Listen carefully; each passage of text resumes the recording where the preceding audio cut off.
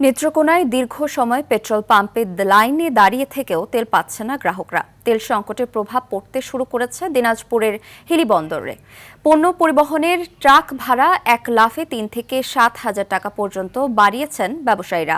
ঝিনাইদহের কালীগঞ্জে তেল না পেয়ে উপজেলা প্রশাসকের কার্যালয়ে ঘেরাও করে বিক্ষোভ করেছেন এসআর সমিতি। এদিকে পাবনার ঈশ্বরদীতে লাইসেন্সবিহীন পাম্পে মজুদ রাখা ১৩,৫০০ লিটার জ্বালানি তেল উদ্ধার করেছে উপজেলা প্রশাসন।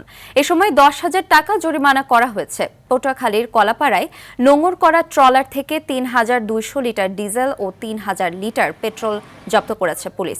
এ সময় ২০,০০০ টাকা জরিমানা করা হয়েছে। সিরাজগঞ্জের উল্লাপাড়া ও রায়গঞ্জে পুলিশের আলাদা অভিযানে ২১০০ লিটার ডিজেল জব্দ করা হয়েছে।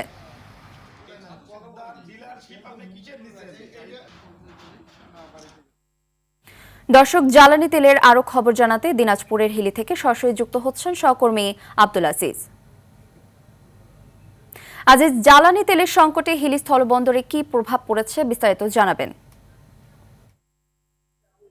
যে রাখা আপনি যেমনটি বলছিলেন, আমি এখন অবস্থান করছি হিলির একমাত্র ফিলিং স্টেশন, হিলি ফিলিং স্টেশনে। আপনাকে জানিয়ে রাখি যে এখানে কিন্তু সকাল থেকে তেল দেওয়া শুরু হয়েছে। বিশেষ করে মোটরসাইকেল যারা চালক রয়েছে তারা কিন্তু দীর্ঘ লাইনে কিন্তু এখানে তেল দিচ্ছে। তবে আপনাকে আরেকটা বিষয় জানিয়ে রাখি, আমি গতকালকে এবং আজকেও কিন্তু হিলি স্থল বন্দরে বিভিন্ন ব্যবসায়ীদের সঙ্গে কথা বলেছি। তারা যেমনটি জানিয়েছে যে আসলে তারা তেল না পাওয়ার কারণেই কিন্তু তাদের যে গাড়ি ভাড়া সেটি কিন্তু দ্বিগুণ নয়, আপনার ৫ থেকে ৭,০০০ টাকা কিন্তু বৃদ্ধি পেয়েছে। বিশেষ করে ঢাকা, রংপুর, চিটাগং যাদের গাড়িগুলো যেত সেগুলো ভাড়া কিন্তু অনেকটাই বৃদ্ধি পেয়েছে। এতে কিন্তু তাদের অনেকটাই ভোগান্তির মধ্যে পড়তে হচ্ছে। অর্থাৎ এমনও ব্যবসায়ী রয়েছে তারা যাদের সঙ্গে কথা বলেছি, তারা যেমনটি জানিয়েছে যে হয়তোবা তাদের প্রতিদিন ৩ থেকে ৪ ট্রাক প্রয়োজন, কিন্তু তারা এই চাহিদা অনুযায়ী ট্রাকও কিন্তু পাচ্ছে না। অর্থাৎ আমি এখানকার যারা ট্রাক চালক রয়েছে এবং ট্রাক মালিক সমিতির লোকজন রয়েছে তাদের সঙ্গে কথা বলেছি।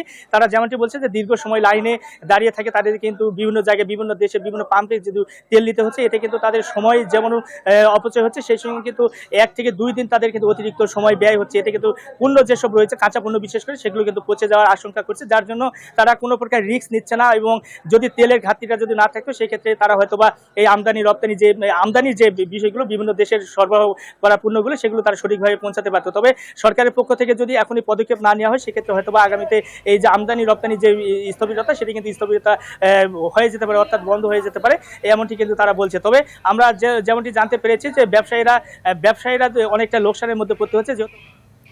ধন্যবাদ।